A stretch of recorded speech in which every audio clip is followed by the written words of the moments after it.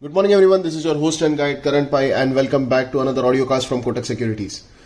So the dollar rupee pair, after testing a high of 83.32 on the futures front, has been broadly sideways. Now at the moment the major currencies are actually closely tracking the movement in the dollar, and it is no different when it comes to the rupee.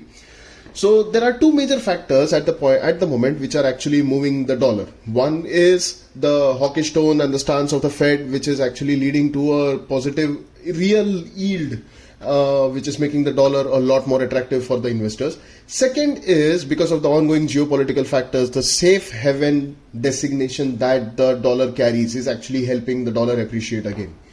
Now on the data front, we had the PMI data which came in lower than expected, which suggested that the US economy, which was resilient and was holding, despite the interest rate hikes and many other things, seems to be losing its steam. Now the data suggests that the economy and the industrial activities are kind of softening while the inflation is near the multi-decade high and the interest rates are rising. Now for the day, the dollar index, which is stable near the 112 mark, the crude oil drifting lower and moving towards the 90 level, will provide some support for the rupee. But the Asian markets at the moment are giving some sort of mixed signals, so that might lead to a pull and push factor leading to a range bound move. Now the offshore prices at the moment are indicating a flattish open near the 8270 zone, and we can expect the broader range of the currency pair to be somewhere in between 8260 on the downside and 8310 on the upside on the October futures front. Now coming in on GBP INR, UK finally seems to have found their new Prime Minister, that is Rishi Sunak, after Liz Truss. So the price action in the GBP USD pair suggests that the market is liking the new political development in UK. Now that the new Prime Minister is out of the way, the participants will again focus back to the central bank. With inflation at multi-decade highs, the participants are expecting a large interest rate hike in the coming meeting.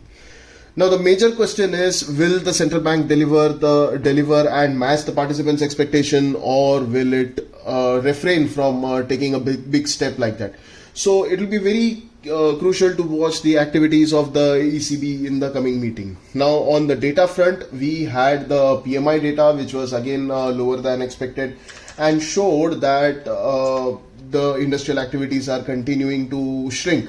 But all that was actually overshadowed by the news of the new Prime Minister coming in, and the GBP USD pair managed to hold near the 1.13 mark, slight give and take here and there. But nonetheless, it managed to hold near that level. So looking at the GBP INR pair, it seems to be moving in a range, and on the upside we have been mentioning 94.30 is acting as a resistance, and on the downside the 92.50 is the support of the resistance zone. Now coming in on the Euro INR, the ECB at the moment, or the European Central Bank at the moment, is under a lot of pressure as things are mounting up, and as time passes by they are running out of options. Now to add to that pressure, the PMI data again suggested that the industrial activities across the Eurozone shrunk for the fourth month. And the key factor for this week will be the ECB outcome, and the participants are expecting a 75 basis point hike. Now the thing is, if the central bank fails to match the participants' expectation, we might see a massive fall in the Euro USD pair. At the moment, it seems to be holding on to somewhere around the 0.98 mark, and the price action suggests that it might attempt to go towards the parity level, but nonetheless it is holding on to the 0.98 level.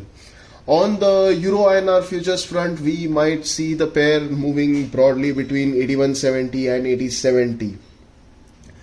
Now coming on to yen, after a lot of threats, after a lot of verbal intervention, finally we saw some intervention done by the BOJ and the MOF authorities. Now as per a Reuters report, the total intervention amounts to somewhere about 5.4 to 5.5 trillion yens, with sums up to about $36 billion.